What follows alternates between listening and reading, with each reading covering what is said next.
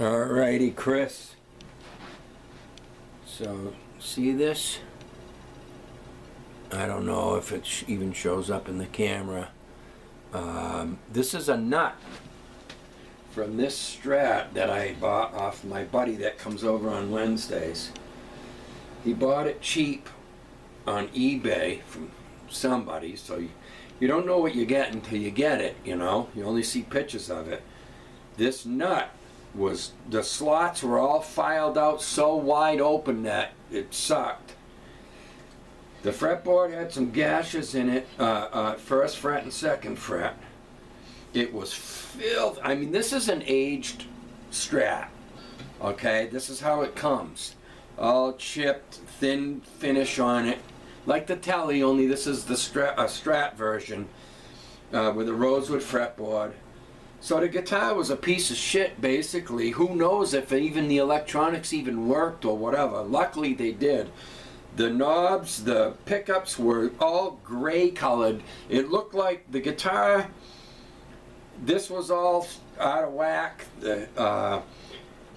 It looked like it must have been a mechanic that, you know, came in the house with after working on cars and stuff and had grease all over his hands. The knobs were all gray colored and the pickups, and so he wanted me to fix it for himself and pay me to fix it. So I bought a new nut, okay, up here.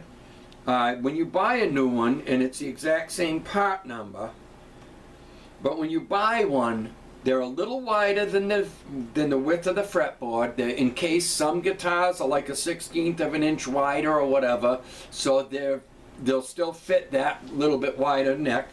But you have to file them on the bottom of them. This is pre-slotted.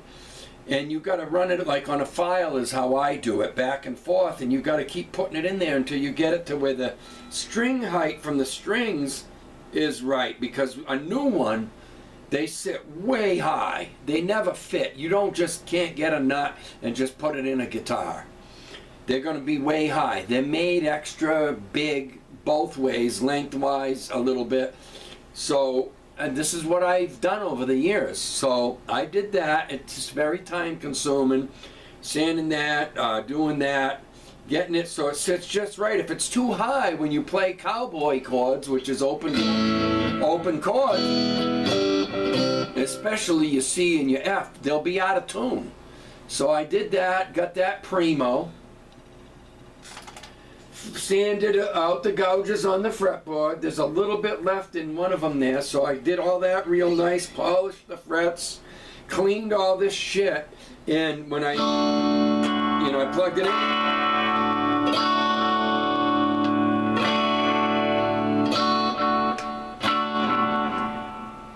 there, I gotta have this guitar. So here we go. So what I'm gonna do today is do the scale blocks of D major. Now I'm gonna walk right up them, and of course after doing the nut and getting that so they're where they should be, they're close to that first fret, so nothing buzzes and the chords are spot on.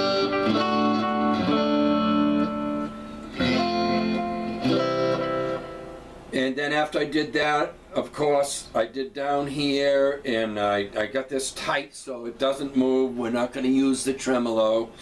And intonate it and set all the string heights this way, following the radius of the fretboard. It's a 9.5 radius. So I love the guitar.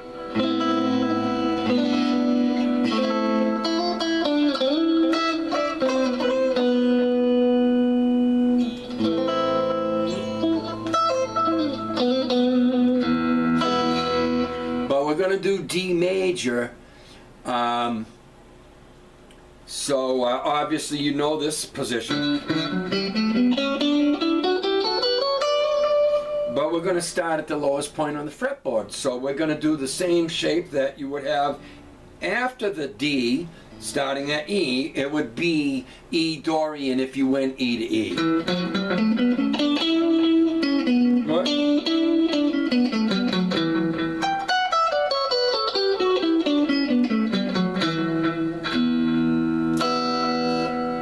do that same shape. We'll start here and work our way up to the D. And all these blocks obviously are the same as the one after the D major here and up. So.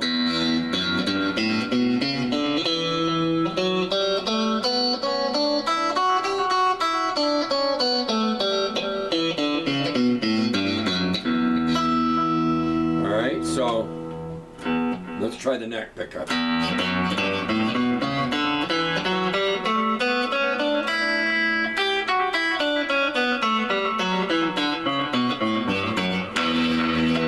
I hit that way too high.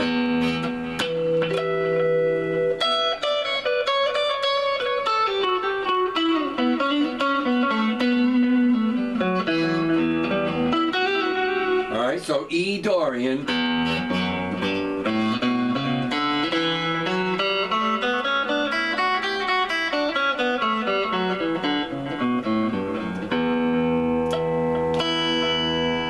The next block up, but it's not just E Dorian like I've talked in other videos. If I play that from that same block and start with the F sharp, that becomes F sharp Phrygian. If I start with a G, it becomes G Phrygian, Lydian. All right. That's why, you know, when you learn all these blocks and you play them so you listen to what everything sounds like in them, you get to the point where you can play to a chord groove, you know, whatever in D.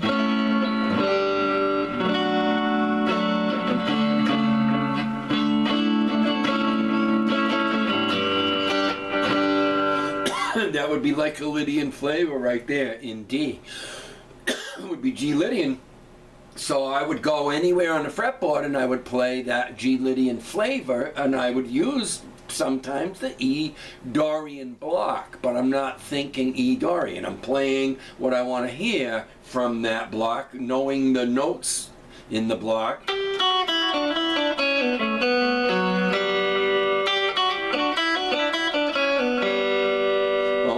Yeah.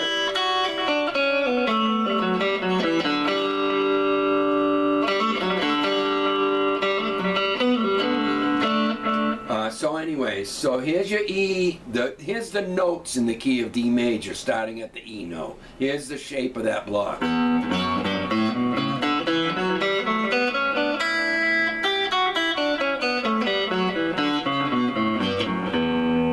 might have that a hair too close, but that's easily fixable. I can put a thin line of a shim in there, hard plastic. And then the next block up, starting with the F sharp note. Here's the shape.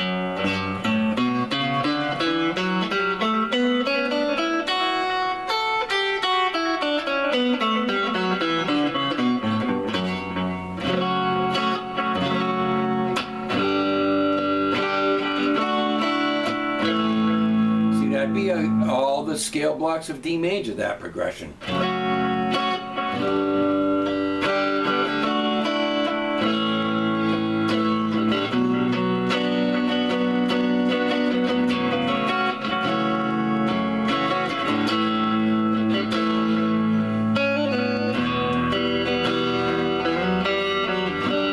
You know, all these chords that could be this D scale blocks could be used for. It's unlimited, really.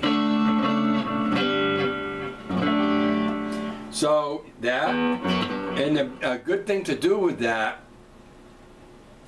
is once you got two blocks, go from one to the other.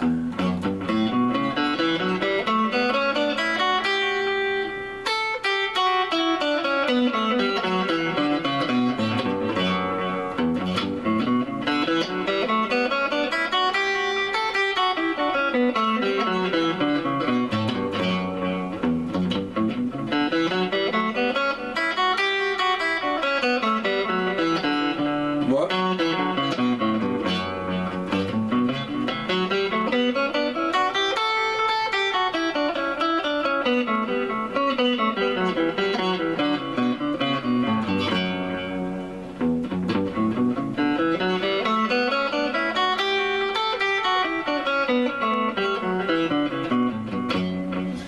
and what I used to do with them, and then I'll just do these 2 blocks, or we'll go up one more to the G.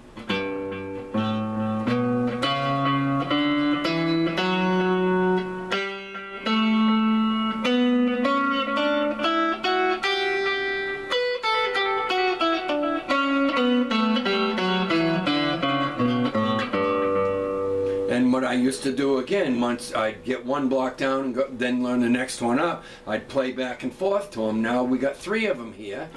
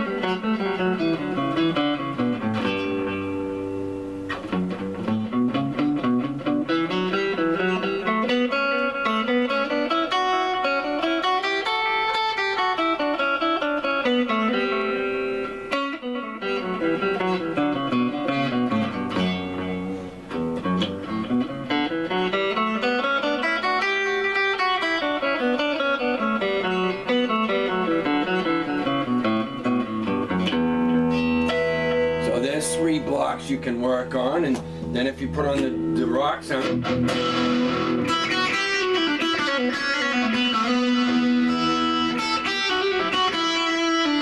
What?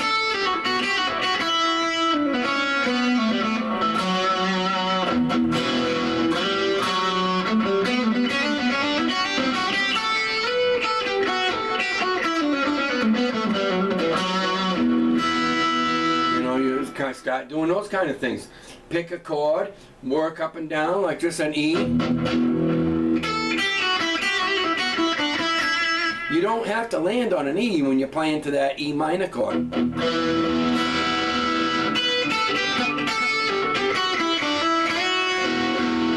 land on any one of them notes.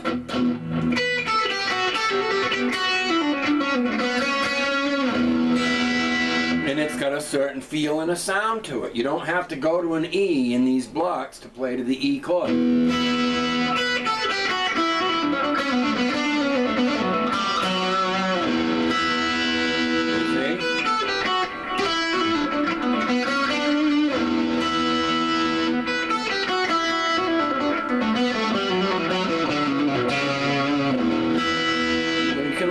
I do it on purpose. I go up and down the blocks and I play. Don't go to any of time to that E for that playing out of the scale blocks of D major.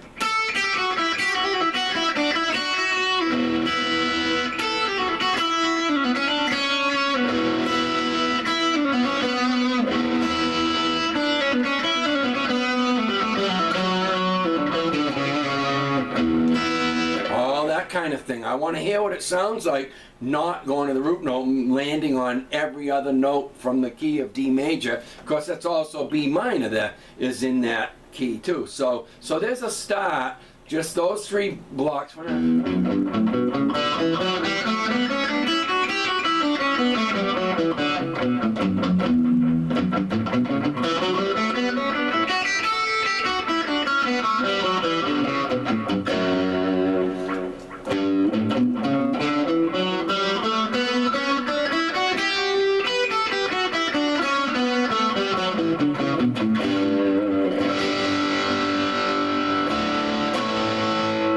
Okay, so there's 3 of the blocks of D major for now. The E, you'd call it Dorian if you went just from the E note to the E note, but just because you go there, you know, there's all kinds of others, like I pointed out. Same with any of the blocks, all 7 modes are in each block. If I start in the F sharp block, I can start with a G, or I could use this as a passing tone to play to B minor. I could, you know, say, use this block.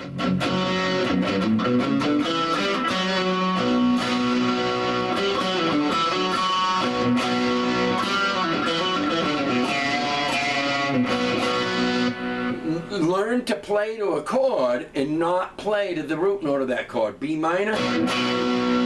I used to practice and make sure I did not go to the B note. Of course you can, yeah.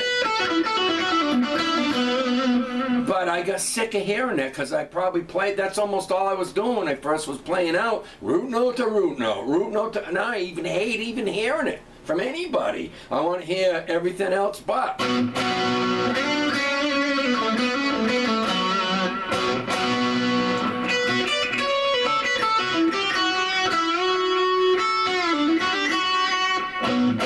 That kind of thing. And I also do still use it, but I also like to use all the other things too. Then when you do it, it sounds like, it kind of resolves on that. So that's what learning all them blocks is good for, because you got all them other notes you can land on, and it adds flavor to what you're playing to, you know?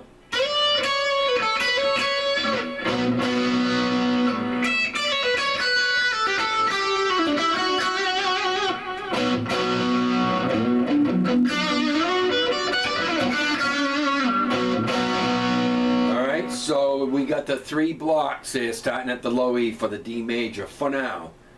Then tomorrow I'll do the A Mixolydian, which again, it's not just Mixolydian. I can play to a B minor chord from using the A Mixolydian block, you know?